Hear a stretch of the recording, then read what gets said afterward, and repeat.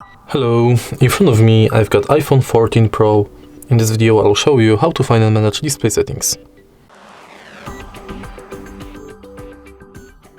In the beginning, let's go to Settings, enter Display and Brightness, and as you can see right here, we've got all settings for your display. Let's start with the top of the list, where you can change display mode between light and dark, enable automatic switch, and also schedule it between sunset to sunrise or custom schedule. Next, you can change text size, enable or disable bold text, change brightness level of the display manually, enable True Tone, enable night shift, schedule it,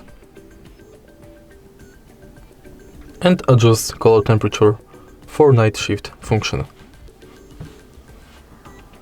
Next, you can change auto lock time between 30 seconds, 5 minutes or never,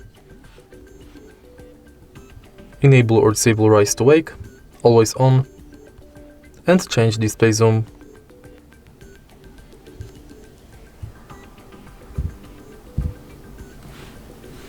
And that's it.